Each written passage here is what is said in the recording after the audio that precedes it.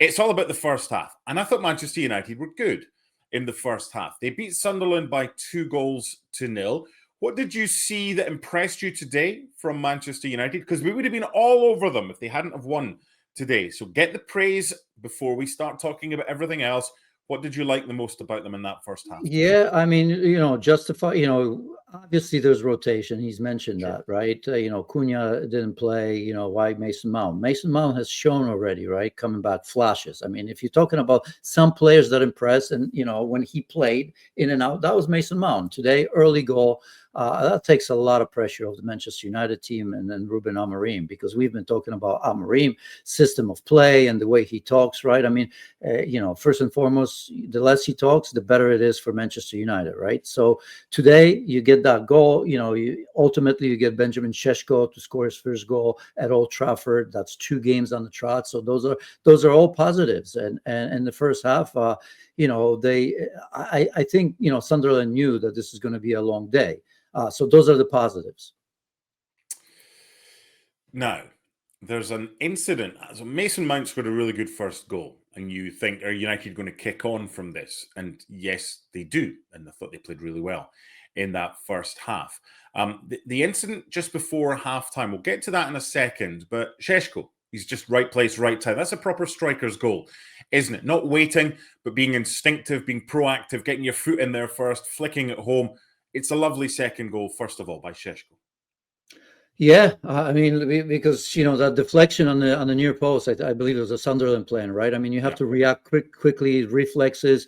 Not always easy for a big man, but remember, you and I have talked about. We've seen him in Bundesliga. I mean, this is a big man with soft feet. I mean, there's a lot more that Benjamin Šeško can do. Other than what you think, because he's such a tall player that he can score in the air and one-touch finishes like this one. He's good in the build-up.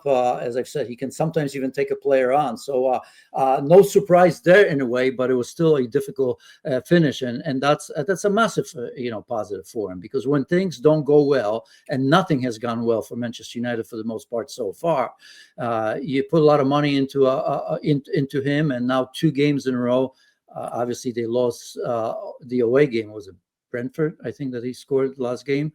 But this first one at Old Trafford, that's always a positive. So quick finish, quick reflexes, and hopefully he kicks on from now on. Okay, there's 2 incidents, one just before halftime and the other in the 57th minute. The first one is it has to be given as a penalty on field, and then VAR has said, look, it's not a penalty. It's Trey Hume with a high boot. I think it's on Šeško.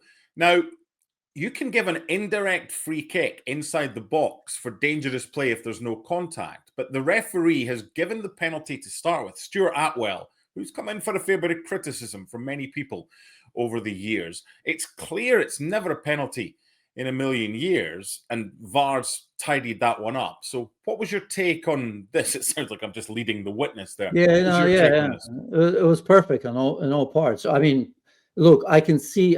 I don't remember the exact positioning of the referee, but I could see how he missed the fact that Hume, his arm was there and he actually kicked his arm, right? I mean, you see that foot fairly high. So I can see a referee thinking, if he wasn't in a perfect position, again, I don't remember exactly where he was, I could see a referee making an assumption like this, that there was contact with the head of the opposite player. So okay, an honest mistake, I suppose, if you're on the field and in real time, but then the VAR goes in and makes the right decision. So I have no problem with any of it. Okay. The second one in the 57th minute, Lamens, who started today in goal for Manchester United as Amorim made a change in his 50th game in charge, came way out of his area. Referee Stuart Atwell has decided that it's simulation by Traore, and he's cautioned him for diving, basically. There's one angle that looks like there's definitely contact. What did you make of this decision? It was right decision, except there was contact, but not with Lemons. It was with Bruno Fernandes, the way I saw it. So, I mean, yeah, at first you see, Lemons that comes in. He didn't really have anything to do. He had one strike from Shaka, I believe, in the first half, right towards the end. Bit sloppy with his feet, but okay, he just got in there. New team, new country, new league, and all of that stuff. Didn't look good, right? He'd gone fishing anyway to begin with. So if you're just gonna look at him, what he did or didn't do, he got lucky there, and thank God he didn't touch him there. But I think Bruno did. Okay, the rest of the half wasn't worth talking about, so we won't waste your time. Bigger picture here. We should, because the negative was about, we talked about the positives of Manchester United, but negative was, I mean, this was an opportunity, right? I didn't see anything special. I mean, this was, an early goal, 2-0. You think that in the second half, they're just going to go after it, right? I mean, this is what they need. They need a game where they win 4 or 5 or 6-0. And Sunderland didn't look like they were going to do anything in the first half.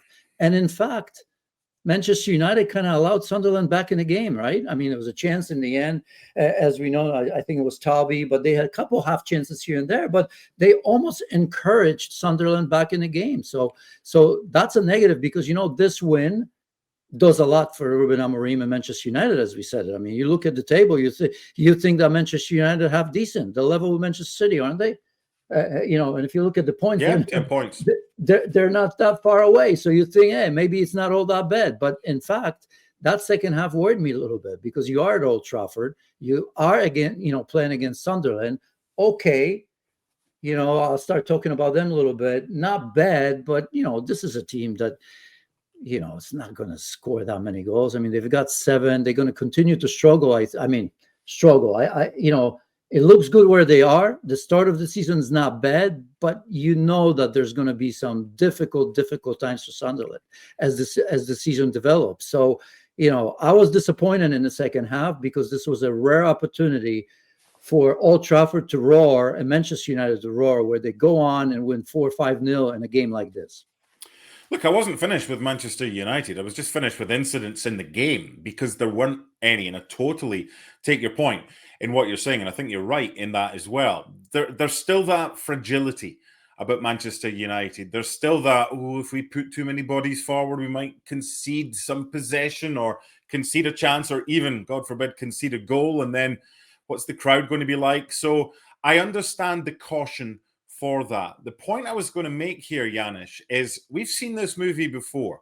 We've seen this under pressure. Manchester United boss needs result, gets result in the nick of time, but ultimately it's wallpapering over the cracks. So we need to see, for me, we need to see a bigger sample size here. Beating Sunderland at home, that's not going to have them dancing all night in the bars at the Stretford end, the Manchester United fans. This is about, okay, you've beaten Sunderland at home. You go to Liverpool next, right? And that's very, very difficult. Yeah, you can only beat what's in front of you. Yeah, they could have maybe got more goals. But could this be, is that the worry, that this is the one game that kind of just takes the pressure off a little bit, the manager, before the pressure continues?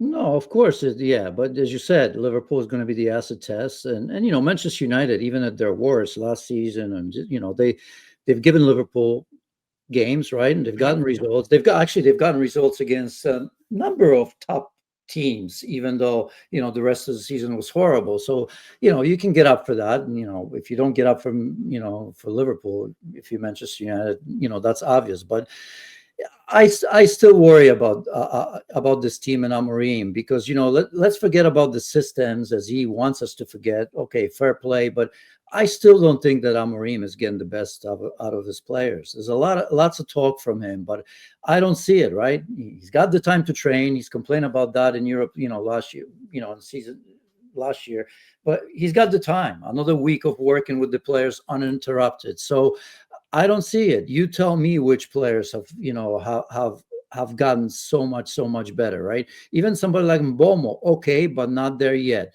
Šeško scoring a couple goals, okay, fair play. Cunha, I haven't seen it. Dorgu's one player, that I think that's been okay throughout the season. Today, I suppose rotation, because, Dalot's never going to convince me. Luke Shaw, come on, nothing there. De Ligt, okay, another player that's been probably the best defender, if not one of the best players. Everything else is the same old story. I haven't seen any any of the players individually and as a whole get much better. So that to me is a big worry.